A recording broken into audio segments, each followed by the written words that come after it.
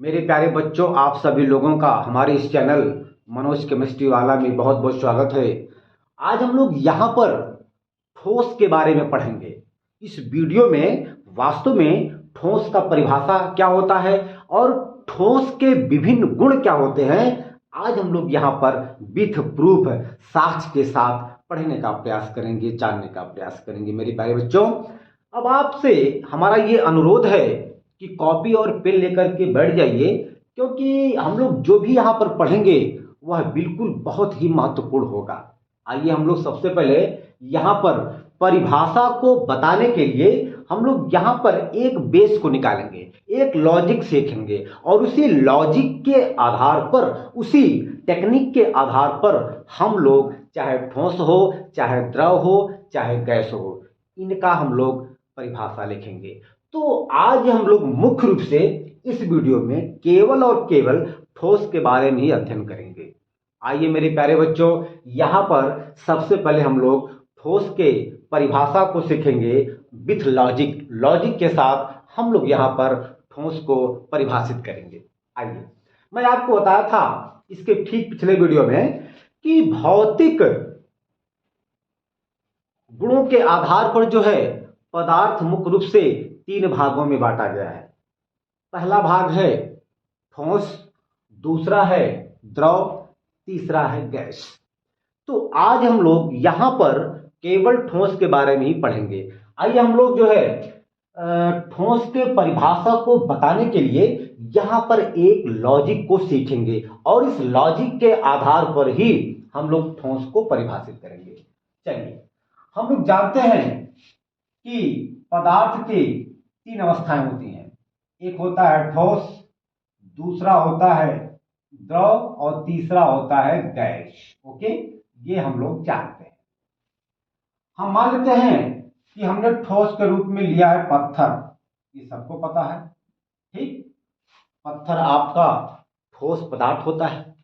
चलिए, और द्रव के रूप में हमने जो है यहां पर पानी ले लिया, जल ले लिया, जिसको हम लोग पी करके बड़े हुए हैं। ओके, अच्छा, और जो है हम लोग गैस को जानने के लिए हम मान लेते हैं कि यहां पर हमने गैस के रूप में हवा लिया है। ओके, फिलहाल हम लोग हम लोग पत्थर को तो देखते हैं, पानी को तो हम लोग देखते हैं, बट हम लोग हवा को देख नहीं सकते, लेकिन फील करते हैं। आप फील कर सकते हैं कि हवा क्या है। ठीक है, चलिए, हम लोग केवल हवा को फील ही कर पाते हैं और आज तक कोई भी हवा को देखा नहीं है। कोई भी प्राणी, कोई भी मनुष्य या जानवर हवा को अपने आंख से देखा ही नहीं है, केवल उसे फील करता है। चलिए भाई, हम लोग यहां पर अगर बात करें आकार की, आकार, ठीक, ओके, चलिए, हम लोग ये जानेंगे कि ठोस का जो आकार है वह निश्चित होता है कि अनिश्चित होता है। चलिए, शायद आपको याद होगा, मैंने आपको पिछले वीडियो में बताया था कि जो ठोस का स्ट्रक्चर होता है, ठोस जो है यानी कि प्रत्येक पदार्थ छोटे छोटे कणों से मिलकर के बना होता है। ये हम लोग पिछले वीडियो में पढ़ेंगे। ठीक है, और मैंने ये भी आपको बताया था कि जो ठोस पदार्थ के जो कण होते हैं वे बिल्कुल आपस में, देख लीजिए, सटे होते हैं, है ना। ये देखिए, ये पत्थर, हमने यहां पर जो है ठोस के रूप में हमने यहां पर पत्थर को माना है। ठीक है, हमने यहां पर पत्थर को ठोस पदार्थ माना है। चलिए, यदि हम लोग सूक्ष्मदर्शी से पत्थर को देखें तो पत्थर में, यानी कि पत्थर छोटे छोटे अनेक कणों से मिलकर के बना होता है। ठीक है, यदि हम लोग पत्थर को तोड़ दें, हम लोग वहां पत्थर के अनेक छोटे छोटे कणों को देख सकते हैं माइक्रोस्कोपिक से, सूक्ष्मदर्शी से। हमने आपको बताया था कि जो ठोस पदार्थ के जो कण होते हैं वे आपस में बिल्कुल सटे हुए होते हैं और सट करके एक निश्चित क्रम में रहते हैं। ये हम लोग देख सकते हैं। ठीक है, ये मैंने आपको इसके पिछले वीडियो में बताया था।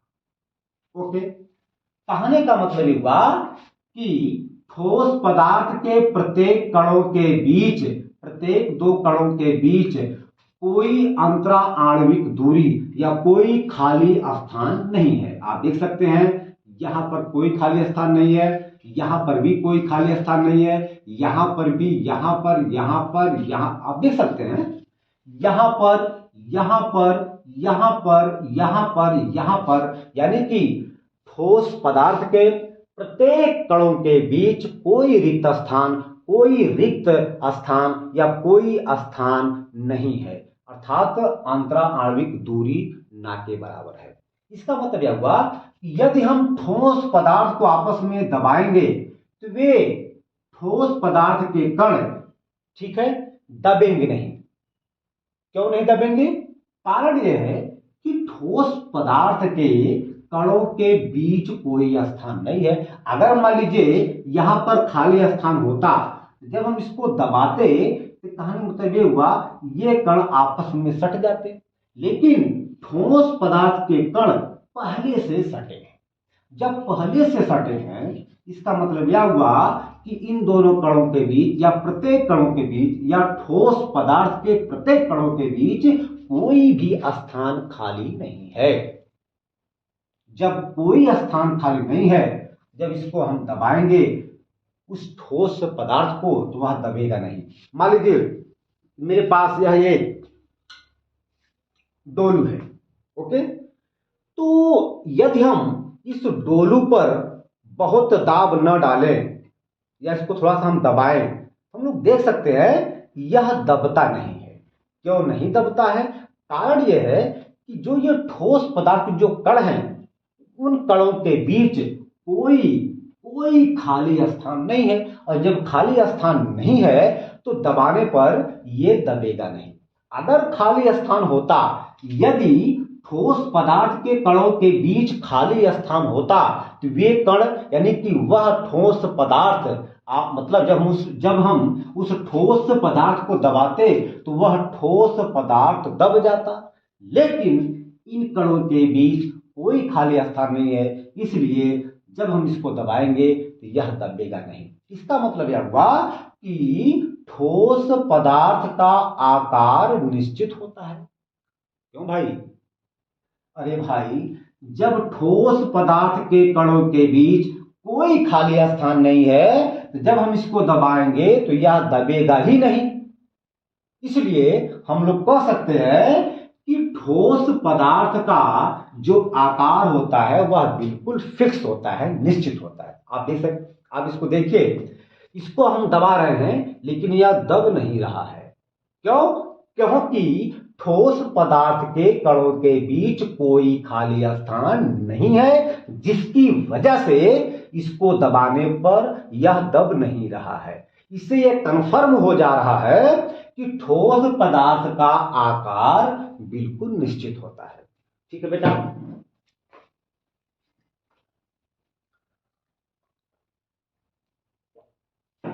ओके, तो अब हम लोग यहां पर लिख सकते हैं क्या?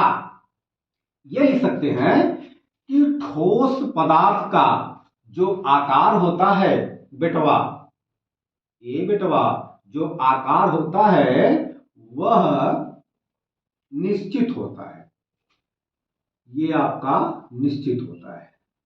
ओके, ठीक है, कोई दिक्कत? तो ठोस पदार्थ का आकार निश्चित होता है। आइए हम लोग अब बात करते हैं पानी के आकार का। चलिए भाई, देखिए मान लीजिए कि आप 1 लीटर थैले में जब आप दूध को लेके आते हैं, तो यदि हम उस दूध को एक लोटे में रख दें तो वह दूध लोटे का आकार ले लेता है। पहले हम लोग यहां पर यह देखेंगे कि द्रव पदार्थ जो होता है उसके कण कैसे आपस में संबंधित होते हैं, कैसे आपस में लगे होते हैं। आइए देखा जाए। यदि हम बात करें पानी का, तो पानी के कण अर्थात द्रव के कणों के बीच खाली स्थान होता है। ये हम लोग देख सकते हैं, ये देखिए ऐसे होते हैं। ठीक है मेरे प्यारे बच्चों, ये क्या है, ये द्रव पदार्थ के कण है। हम लोग यहां पर देख सकते हैं कि द्रव पदार्थ के कणों के बीच खाली स्थान है। जब खाली स्थान है तो जब हम इसको दबाएंगे, पुश करेंगे, ये आपस में दब जाएंगे, सट जाएंगे, अर्थात इनका आकार बदल जाएगा। यही कारण है कि जब हम 1 लीटर थैले वाले दूध को घर पे लेके आते हैं, तो जब हम उसको उसमें रहने उस दूध को जब वह थैले में होता है, जब दूध थैले में होता है तो वह दूध थैले के आकार को ले लेता है। अगर हम वही 1 लीटर दूध को, उसी थैले वाले दूध को यदि हम एक डोलू में रख दें तो वही 1 लीटर वाला दूध डोलू का आकार ले लेगा। या उस हम दूध को यदि हम बॉटल में रख देंगे तो वह दूध बॉटल का आकार ले लेगा। या उसी दूध को हम लोग जो है बाल्टी में रख देंगे तो वह दूध बाल्टी का आकार ले लेगा। कहने का मतलब ये हुआ कि द्रव का आकार निश्चित नहीं होता। द्रव का आकार निश्चित नहीं होता। क्यों नहीं होता? क्योंकि कारण यह है कि द्रव के जो कण होते हैं, जो द्रव पदार्थ के कण होते हैं, उनके बीच खाली स्थान होता है। जब खाली स्थान होता है तो जैसे हम उसको दबाएंगे वे कण आपस में दब जाएंगे। जब दब जाएंगे तो उनका आकार बदल जाएगा, उनका साइज, उनका जो है साइज बदल जाएगा। इसका मतलब यह हुआ कि द्रव का जो आकार होता है वह निश्चित नहीं होता है। द्रव जिस बर्तन में रखा जाएगा, द्रव उसी बर्तन का आकार ले लेगा। मेरे प्यारे बच्चों, क्या मेरी बात आपको समझ में आई? तो अब हम लोग यहां पर लिख सकते हैं कि द्रव का आकार निश्चित नहीं होता है, अर्थात अनिश्चित होता है। हम लोग यहां पे लिखेंगे अनिश्चित। अनिश्चित। कोई दिक्कत मेरे प्यारे बच्चों? अब हम लोग आइए यहां पर गैस का बात करते हैं। अपन गैस के बारे में बात करते हैं कि गैस का आकार क्या होता है। तो हम लोग जानते हैं कि मान लीजिए कोई एक कमरा है। अच्छा, एक चीज और हम लोग यहां पर यह जानेंगे कि जो गैस के कण होते हैं आपस में कैसे संबंधित होते हैं। तो देखिए, गैस के कण आपस में बहुत दूर दूर होते हैं। ठीक है, यानी कि गैस के कणों के बीच बहुत ज्यादा आंतरा आणविक दूरी होता है, बहुत अधिक खाली स्थान होता है। ठीक है, और एक चीज और है, देखिए ठोस के कणों के बीच आंतरा आणविक बल अर्थात आकर्षण बल बहुत स्ट्रांग होता है, बहुत मजबूत होता है, इसीलिए ये कण आपस में सटे। दूसरी बात, द्रव के कणों के बीच आंतरा आणविक बल अर्थात आकर्षण बल ठोस की अपेक्षा थोड़ा कम होता है, इसीलिए द्रव के कण थोड़ा दूर दूर होते हैं, इसीलिए द्रव के कणों के बीच खाली स्थान होता है।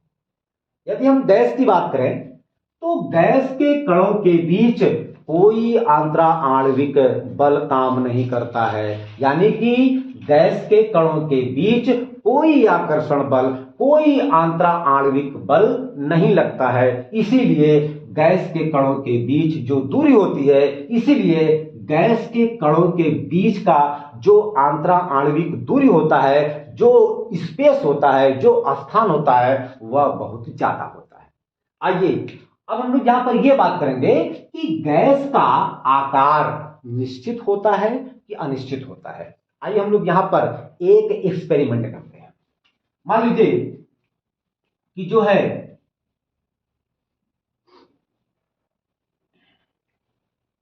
मान लीजिए कि यह कोई एक कमरा है, रूम है। ठीक बेटा, हमने यहां पर एक अगरबत्ती को जलाया है, ये देखिए। ठीक है, ये अगरबत्ती है, ये जल रहा है। तो जब अगरबत्ती जलेगा तो अगरबत्ती का जो धुआं है वह पूरे कमरे में फैल जाएगा, इस कमरे में। और हम मान लें कि इसी कमरे से सटा हुआ एक दूसरा कमरा है और वह कमरा इससे बड़ा है, ये देख लीजिए। तो जैसे ही हम इस कमरे के गेट को खोलते हैं तो यह इस अगरबत्ती का जो धुआं है वह इस कमरे में जाकर के पूरे कमरे भर फैल जाता है। और हम मान लेते हैं कि इस कमरे से सटा हुआ एक कोई दूसरा कमरा है जो कमरा इससे बड़ा है। जब हम इस कमरे के गेट को खोलेंगे तो यह धुआं, यह गैस इस कमरे में जाकर के पूरे कमरे में फैल जाएगी। आप इस बात को अपने घर पर एक्सपेरिमेंट कर सकते हैं। आप अपने कमरे में एक अगरबत्ती को जलाइए तो आप पाएंगे कि उसका सुगंध पूरे कमरे में फैल जाता है, अर्थात उसका जो गैस है पूरे कमरे में फैल जाता है।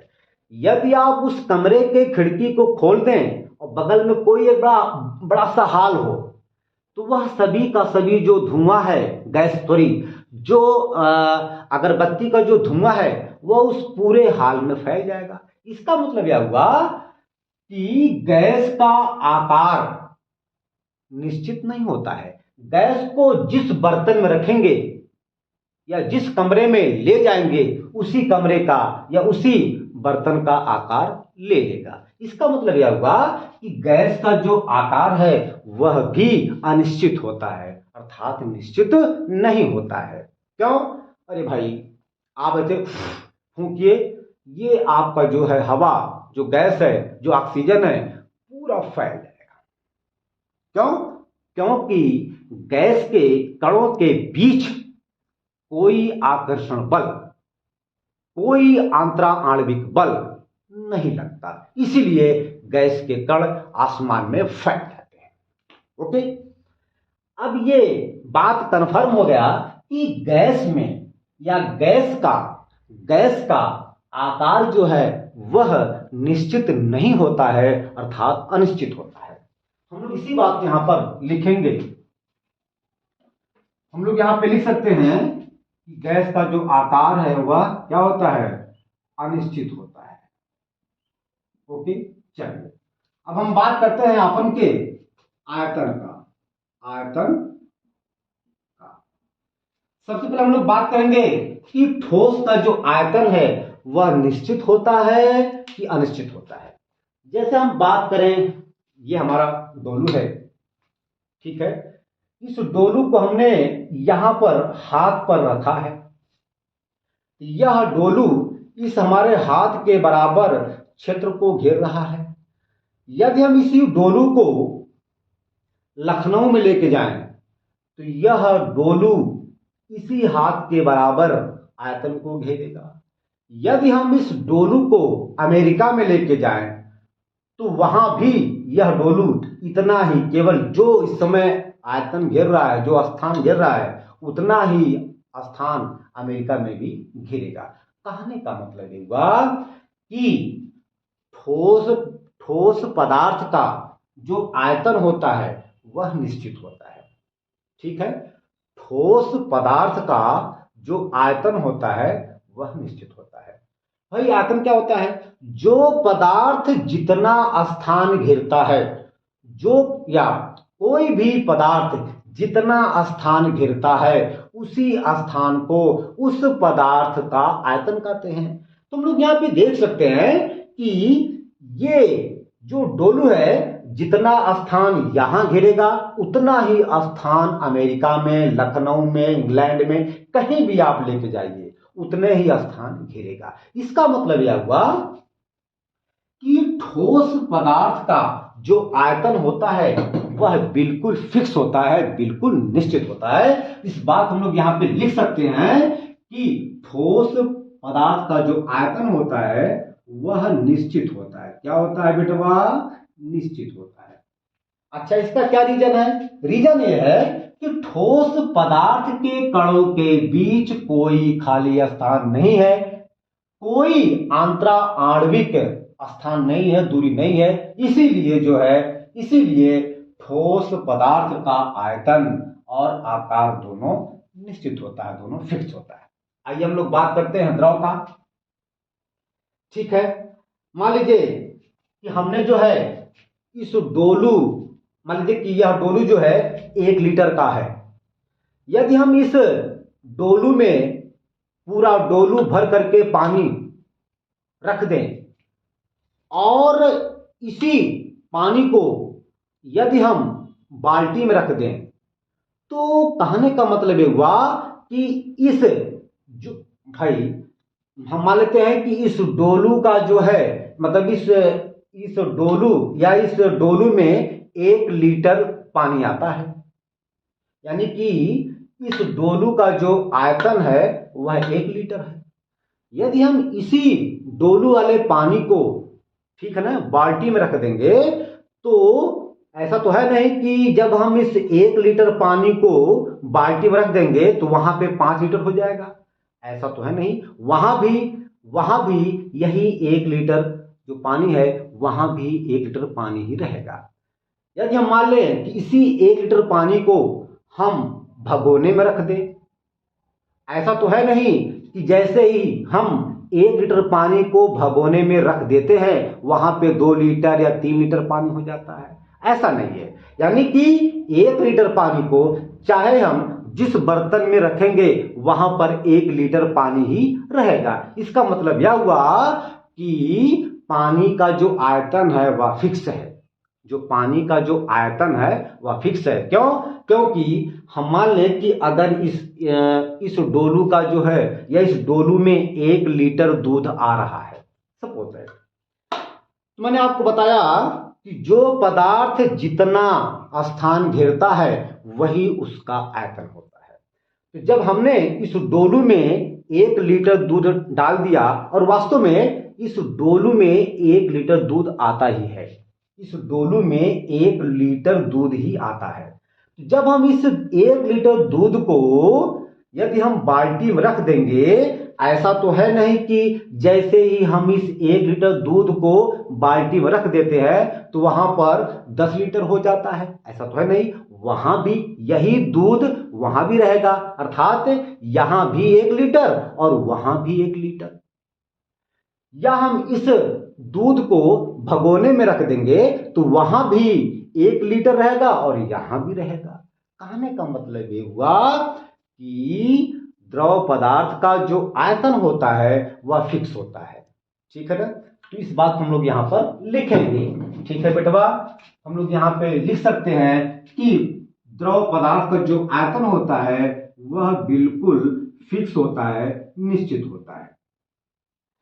बात करेंगे हम लोग यहां पर गैस की, तो भैया हो गैस का आयतन निश्चित नहीं होता है। क्यों? हमने आपको बताया कि मान लीजिए कि यहां पर कोई ये अगरबत्ती है और ये अगरबत्ती जल रहा है। हमने इस अगरबत्ती पर एक ऐसे बर्तन को उलट करके रख दिया है, ठीक है।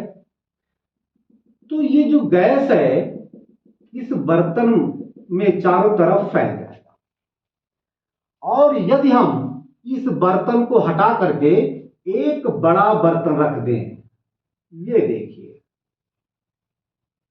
अब इस अगरबत्ती का जो गैस है वह पूरे बर्तन में फैल जाएगा। आप देख सकते हैं यहां पर यह गैस जिस बर्तन में रखा जा रहा है उसी बर्तन का आकार ले रहा है, उसी बर्तन के स्थान को ग्रहण कर रहा है। इसका मतलब यह हुआ कि गैस का जो है आयतन वह निश्चित नहीं है। क्यों? क्योंकि हम लोग यहां पर देख रहे हैं कि यहां पर छोटा सा बर्तन था तो गैस के कण इस पूरे छोटे बर्तन में चारों तरफ फैल गए, यानी कि इस छोटे से बर्तन का आकार ले लिया। यदि हम इस छोटे से बर्तन को हटा करके बड़े बर्तन को लगा दें तो यही गैस, यही अगरबत्ती का गैस इस बड़े बर्तन का आकार ग्रहण कर रहा है, ले रहा है। इसका मतलब यह हुआ कि गैस जिस पात्र में या जिस बर्तन में रखा जाएगा उसी बर्तन के या उसी पात्र के आकार को या आयतन को ग्रहण कर लेगा। इसका मतलब यह हुआ कि गैस का जो आयतन है वह निश्चित नहीं होता है, अर्थात अनिश्चित होता है। हम लोग इस बात को यहां पर लिख सकते हैं कि गैस का जो आयतन होता है वह अनिश्चित होता है। क्या होता है बेटवा? अनिश्चित होता है। चलिए, अच्छा, ये तो भैया रहा लॉजिक। अब हम लोग इसी लॉजिक पर आधारित या इसी लॉजिक की सहायता से हम लोग यहां पर ठोस, द्रव, गैस को परिभाषित कर सकते हैं। कैसे भैया? आइए हम लोग यहां पर सबसे पहले ठोस को परिभाषित करेंगे। कैसे? देखो, वह पदार्थ की अवस्था जिसका आकार निश्चित, जिसका आयतन निश्चित हो, उसे हम लोग ठोस कहेंगे। मतलब पदार्थ की वह अवस्था जिसका आकार और आयतन दोनों निश्चित होता है। पदार्थ की वह अवस्था जिसका आकार और आयतन दोनों निश्चित होता है, दोनों फिक्स होता है, उसे हम लोग कहेंगे ठोस। ठीक है। यहां पर हम लोग अगर ध्यान दें द्रव की, हम लोग यहां पर द्रव को भी परिभाषित कर सकते हैं, गैस को भी परिभाषित कर सकते हैं। कैसे? पदार्थ की वह अवस्था जिसका आकार और आयतन, जिसका आकार निश्चित होता है और एक मिनट, द्रव की वह अवस्था जिसका आकार अनिश्चित होता है, जिसका आयतन निश्चित होता है, उसे हम लोग द्रव कहते हैं। द्रव की वह अवस्था जिसका आकार अनिश्चित होता है, अर्थात जिसका आकार निश्चित नहीं होता है लेकिन आयतन निश्चित होता है, उसे हम लोग द्रव कहेंगे। आइए हम लोग यहां पर बात करते हैं गैस की। गैस को हम लोग यहां पर इस लॉजिक के अनुसार परिभाषित कर सकते हैं। कैसे? पदार्थ की वह अवस्था जिसका आकार और आयतन दोनों अनिश्चित होता है, दोनों निश्चित नहीं होता है। भैया देख लीजिए, गैस का आकार क्या होता है? अनिश्चित होता है। आयतन क्या होता है? आयतन भी अनिश्चित होता है। तो पदार्थ की वह अवस्था जिसका आकार और आयतन दोनों निश्चित ना हो, अर्थात दोनों अनिश्चित हों, उसे हम लोग गैस कहेंगे। तो यहां पर हम लोग ठोस, द्रव और गैस को इस लॉजिक के अनुसार, इस टेक्निक के अनुसार अपने भाषा में, अपने लैंग्वेज में परिभाषित कर सकते हैं। ठीक है बेटा?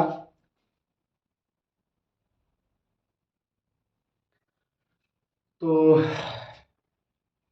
आज हम लोग जो है यहां पर अब इसी लॉजिक के अनुसार हम लोग जो है अगले वीडियो में ठोस को परिभाषित करेंगे और ठोस के विभिन्न गुणों के बारे में अध्ययन करेंगे। तो ठीक है मेरे प्यारे बच्चों, आज हम अपने वीडियो का यहीं पे अंत करते हैं। अब हम अगले वीडियो में इसी टेक्निक के आधार पर, इसी लॉजिक के आधार पर हम लोग ठोस को परिभाषित करेंगे। ठीक है मेरे प्यारे बच्चों, तो आज हम अपने वीडियो का यहीं पे स्टॉप करते हैं। अब हम अगले वीडियो में आपसे मिलेंगे। धन्यवाद।